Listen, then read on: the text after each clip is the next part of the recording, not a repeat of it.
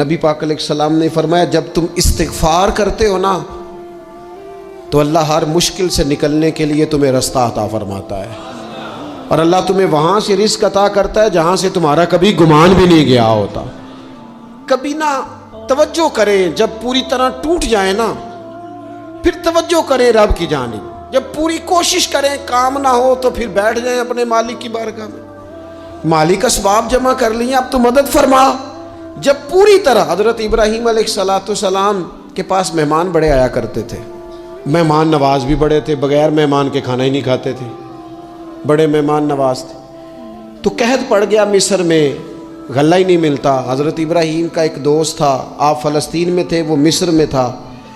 آپ نے اس کے پاس اونٹ بھیجے کہ 4-5 اونٹوں پر غلہ اناج رکھ کے مجھے روانہ کر تاکہ میں اپنے جو میرے پاس مہمان جمع ہیں ان کو کھانا تو دے سکوں۔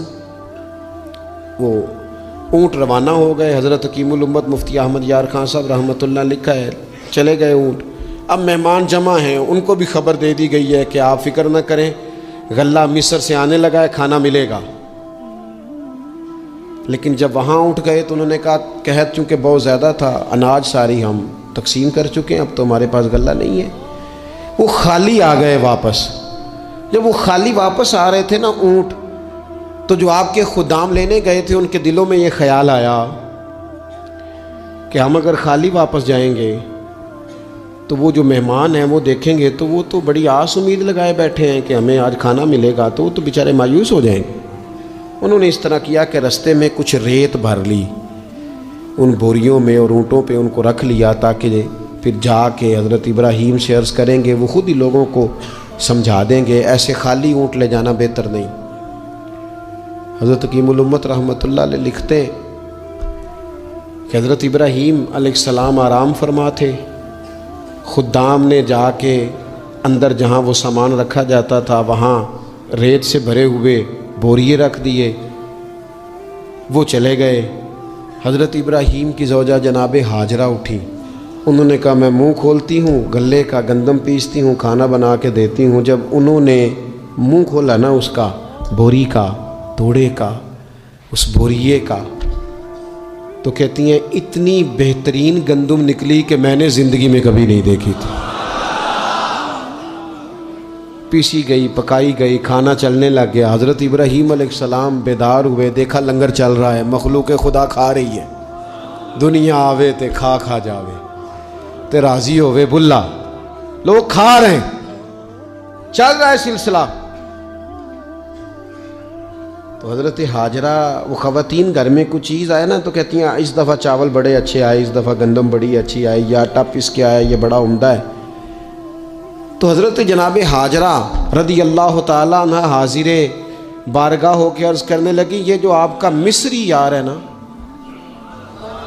اس نے جو گندم بھیجی ہے بڑی کمال ہے۔ تو حضرت ابراہیم تو جانتے تھے بات کو، فرمانے لگے یہ میرے مصری یار نے نہیں بھیجی، یہ میرے عرشی یار نے بھیجی ہے، یہ عرشی یار نے بھیجی ہے، اور وہ جب بھیجتا ہے تو کمال بھیجتا ہے، وہ جب عطا کرتا ہے تو بے حساب ہی عطا کرتا ہے۔ او میرے دوستو، امت کو ضرورت ہے اس وقت دست غیب کی۔ پاکستان کبھی نہ بنتا اگر اللہ تعالیٰ کی غیبی طاقتیں مدد نہ فرماتی، پاکستان کبھی نہ بچے گا اگر خدا کی مدد شامل حال نہ ہوگی۔